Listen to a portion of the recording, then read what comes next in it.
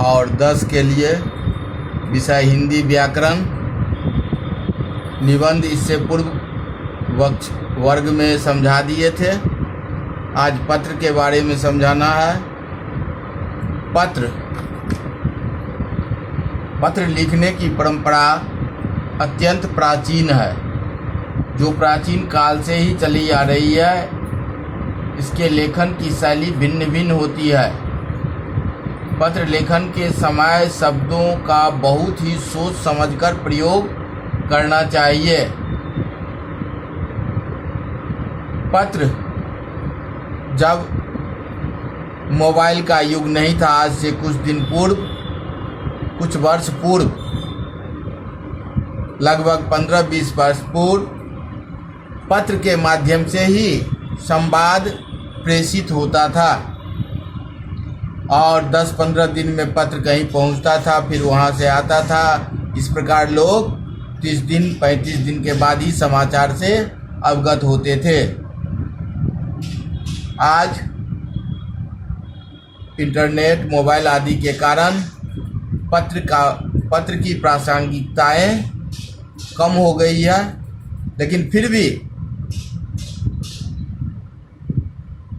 औपचारिक पत्र अभी भी प्रयोग में अधिकांशतः होता है। तो पत्र लिखने वक्त ध्यान देने योग्य बात, पत्र लिखते समय यह बात अवश्य ध्यान में रखना चाहिए कि पत्र की भाषा पाने वाले के मानसिक स्तर के अनुरूप होना चाहिए। अगर जिसको पत्र लिख रहे हैं वह विद्वान है तो उसी शैली का प्रयोग होना चाहिए। वह सामान्य पढ़े लिखे हुए हैं तो उसी तरह के शब्दों का प्रयोग पत्र में होना चाहिए, जिससे कि उसको आसानी से समझ में आ जाए। पत्र में इधर उधर की बातें लिखकर अनावश्यक विस्तार नहीं करनी चाहिए। पत्र में सरल तथा छोटे वाक्यों का प्रयोग करना चाहिए। पत्र की भाषा सरल, सजीव और रोचक होनी चाहिए। पत्र लेखन में भाषा की शिष्टता अवश्य बनाई रखनी चाहिए। यहाँ तक कि विरोध प्रकट करने के लिए भी कटु भाषा का प्रयोग नहीं करना चाहिए। पत्र के विभिन्न अंगों में सामंजस्य बनाए रखने का प्रयास करना चाहिए। ऐसा न हो कि कोई भाग एकदम छोटा तथा कोई भाग बहुत बड़ा हो जाए। व्यक्तिगत पत्रों में आत्मीयता अवश्य होनी चाहिए। पत्र का समापन इस तरह करना चाहिए कि पत्र का सारांश इसमें झलकता हो। पत्र में वाक्यों में तत्परता तथा परस्पर संबद्धता जरूर होनी चाहिए। पत्र को 2 भागों में बांटा गया है, औपचारिक पत्र और अनौपचारिक पत्र। औपचारिक पत्र के अंतर्गत प्रार्थना पत्र, आवेदन पत्र, शिकायती पत्र, संपादकीय पत्र, व्यावसायिक पत्र और कार्यालयीय पत्र आते हैं। यह किसी संस्था या किसी कार्यालय से संबंधित रहता है, जबकि अनौपचारिक पत्र अपने परिजन और पुरजन, परिजन मतलब परिवार के सदस्य और पुरजन मतलब रिलेटिव यानी सगे संबंधी को लिखा जाता है। तो अनौपचारिक पत्र के अंतर्गत बधाई पत्र, आभार प्रदर्शन पत्र, निमंत्रण पत्र और संवेदना पत्र आते हैं।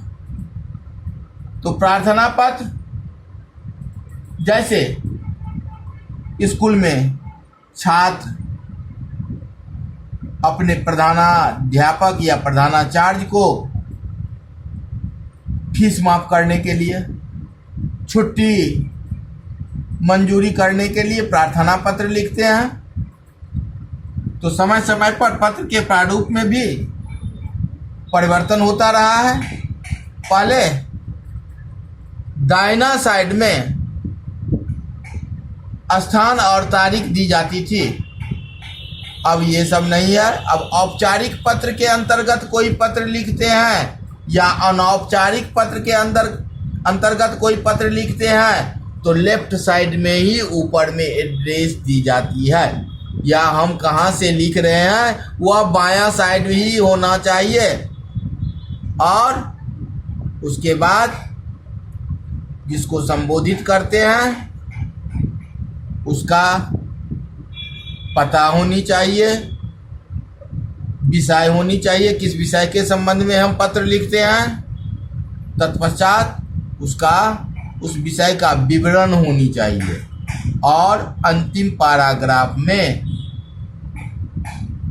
कंक्लूजन यानी निष्कर्ष होनी चाहिए, और लास्ट में लिखने वाले का नाम होना चाहिए, वह भी बायां ही साइड में। यानी अब दाहिना साइड में ऊपर या पत्र के आरंभ में या पत्र के अंत में दाहिना तरफ कुछ नहीं लिखा जाता है। अब इसके प्रारूप के बारे में विशेष जानकारी अगली कक्षा में समझाएंगे, दूसरे दिन वर्ग लेंगे तब।